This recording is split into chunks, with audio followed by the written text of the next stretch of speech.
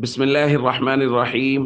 عن أبي هريرة رضي الله تعالى عنه قال قال رسول الله صلى الله تعالى عليه وسلم: فضلت على الأنبياء بست: أعطيت جوامع الكلم، ونصرت بالرعب، وأحلت لي الغنائم، وجعلت لي الأرض طهورا ومسجدا، وأرسلت إلى الخلق كافة، وختم بي النبيون. رواہ مسلم۔ نبی کریم صلی اللہ علیہ وسلم نے ارشاد فرمایا، مجھے دوسرے انبیاء پر 6 چیزوں کے ذریعہ سے فضیلت دی گئی ہے۔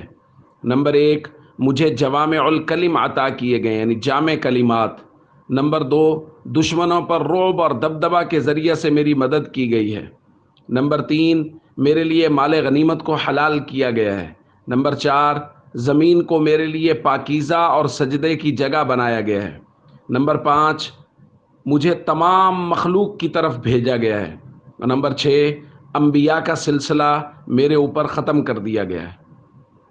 دوستو، یہ اللہ کے نبی صلی اللہ علیہ وسلم کی فضیلتیں جو حضور علیہ الصلوۃ والسلام نے خود بیان فرمائی ہیں، اور اس کے اندر آخری 2 باتوں کی طرف آپ غور کیجئے۔ حضور نے فرمایا، میں تمام مخلوق کی طرف بھیجا گیا ہوں۔ قرآن پاک میں بھی اسی طرح کہا گیا ہے کہ حضور علیہ الصلوۃ والسلام کو تمام مخلوق کی طرف بھیجا گیا ہے۔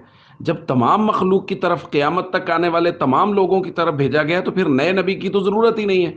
اور پھر آگے حضور نے وختم بی النبیون میں تو بالکل واضح کر دیا کہ انبیاء کا سلسلہ میرے اوپر ختم ہو گیا ہے۔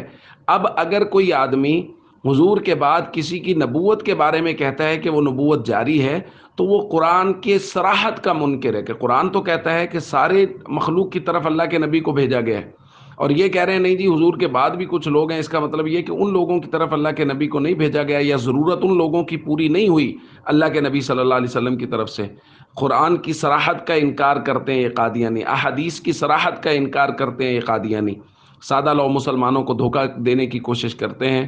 اپنے ایمانوں کو ان جیسے فتنہ پرور لوگوں سے محفوظ رکھیں۔ السلام علیکم ورحمۃ اللہ وبرکاتہ۔ ہمارے چینل درس حدیث پروڈکشن کو سبسکرائب کریں اور ہماری ویڈیوز کو لائک، شیئر اور کمنٹ ضرور دیں۔